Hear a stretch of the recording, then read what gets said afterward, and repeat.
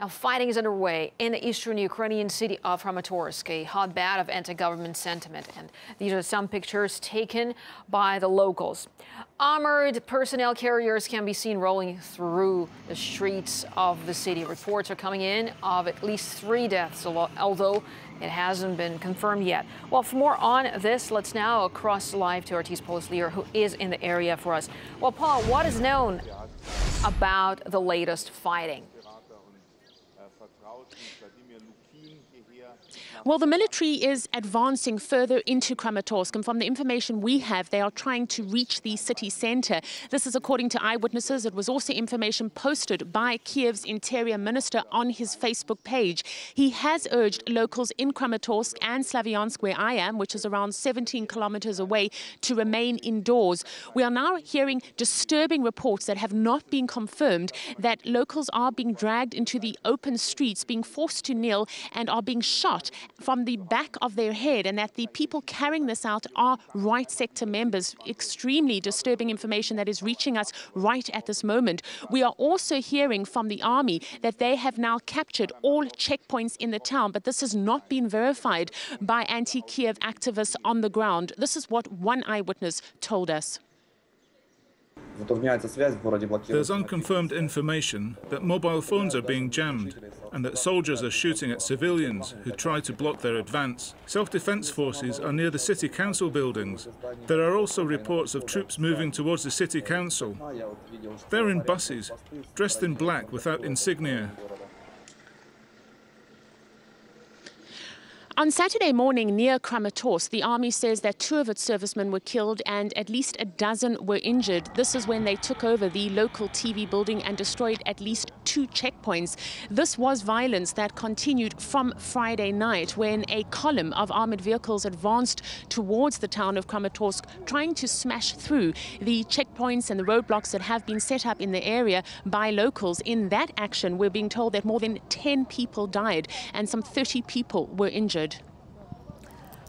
All right, Paul, Slavyansk, where you are now, has also been the target of a crackdown. What's the situation there like now?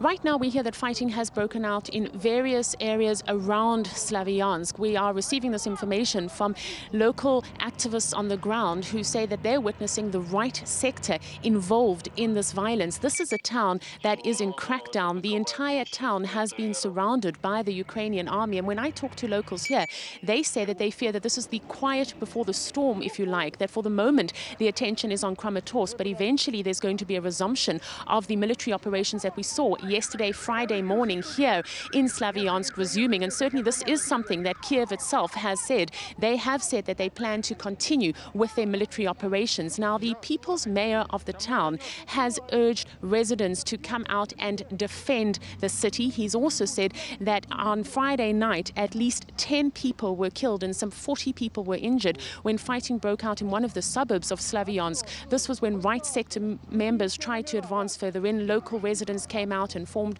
a human shield to try and stop that, but they were then shot at. We have a casualty count at the moment, which, according to activists on the ground, has dozens of anti-Kiev protesters killed, and according to the leader of the so-called anti-terror operation, we have 5 dead and 12 injured on that side. Now, this is what the people's mayor of Slavyansk had to say.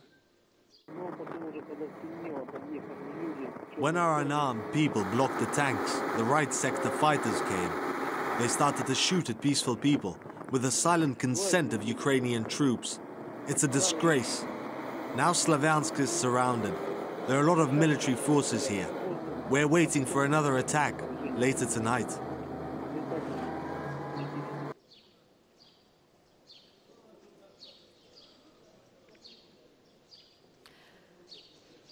Defense positions here in and around Slavyansk are being fortified. Reinforcements are being brought in. It is feared that in the coming hours there will be a major Ukrainian military operation here.